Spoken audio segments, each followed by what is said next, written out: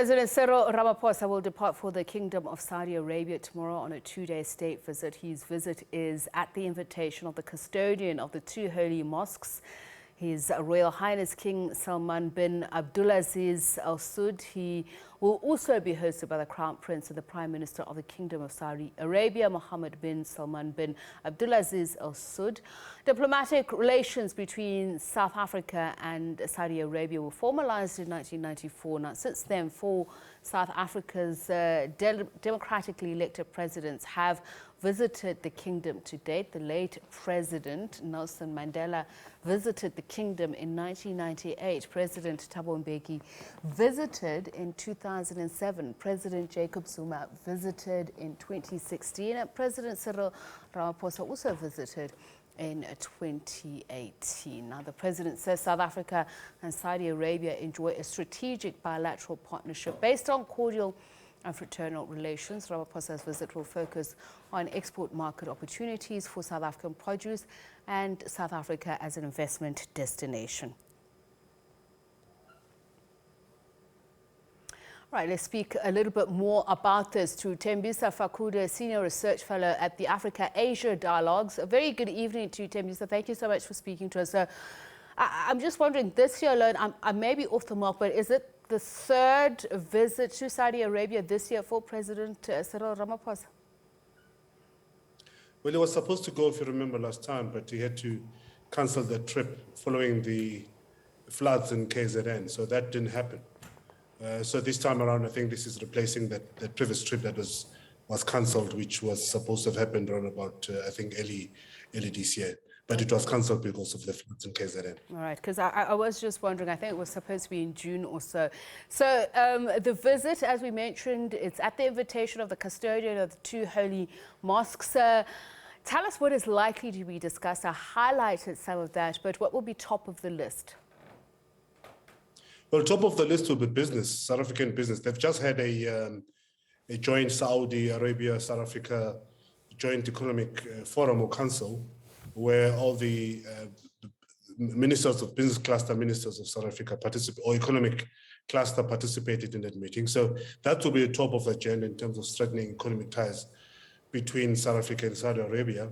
They're already enjoying a very good, healthy economic relationship. South Africa benefiting to an amount of over 50 billion rands from Saudi Arabia's business and economic activity in South Africa. So I think that will be strengthened.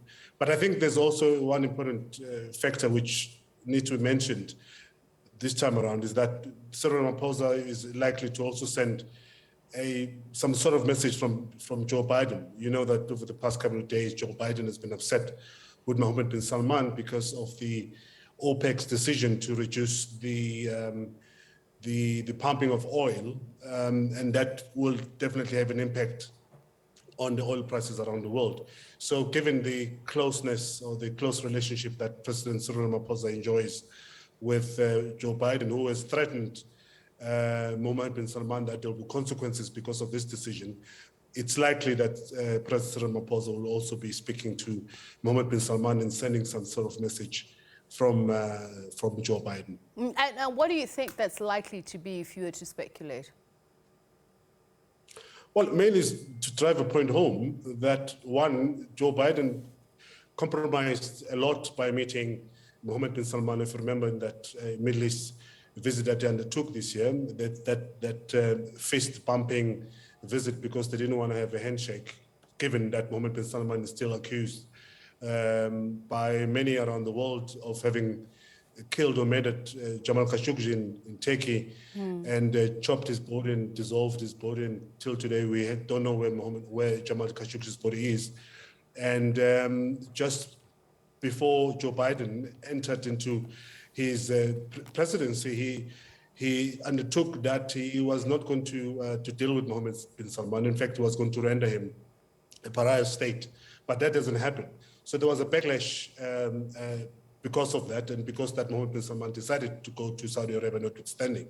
So I think what Cyril Ramaphosa is going to try and do is going to try and emphasize that point that, listen, I compromise and sacrifice my political career for you. And now that the Americans are heading towards the second term elections, you decide to increase or decrease the pumping of oil and the export of oil, which will give rise to high oil prices around the world. This will definitely jeopardize or impact on the possibility of the Democrats winning both houses if this continues and is not stopped. No, does the OPEC increase the export of oil? Now, there's another issue if we're talking about trade relations between South Africa and Saudi Arabia. It happens now against the backdrop or within the context of the AFCFTA, which has been long in the making, but finally this year some very important protocols being signed and adopted. So what opportunities specifically between Saudi Arabia and South Africa can the investment environment, anticipate? Well, Saudi Arabia is a consuming country. They're not really exporting much except oil and gas to a lesser extent. So what they'll be looking for from South Africa is mainly fast consumer goods, and that's why if you look at the delegation or the composition of the delegation that's accompanying President Cyril Ramaphosa, you can see that all of those people are people looking at facilitating that business, including Togo Didiza, who, by the way, today was meeting with AgriSA. So there will be a lot of that discussion of trying to, one, increase the exportation from South Africa, exporting of fresh produce, in particular because Saudi Arabia still is desert and it doesn't produce much of that. And there will be other, of course, South African made goods that will be exported to Saudi Arabia, given that Saudi Arabia is expanding its market and the population is increasing, and they are in a process of building a new city called Neom City, which is going to be a huge city in the north east of Saudi Arabia, and that will require more importation of goods and services into Saudi Arabia. So Cyril Ramaphosa goes at a very opportune moment to go and kind of cement those relationships, and possibly they will yield results as we move along.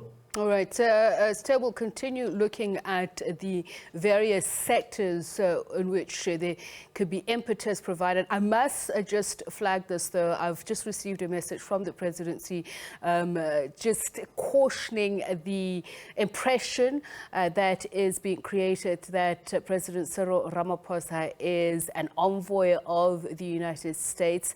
The presidency is saying, just to the point that you're making, that President Cyril Ramaphosa may raise some points that may have been discussed with President Joe Biden per his visit to Saudi Arabia the last time, saying that, and I quote, that the president is not a U.S. envoy. He is not going to take any message to Saudi Arabia for President Biden. He will purely be there for South Africa's interests.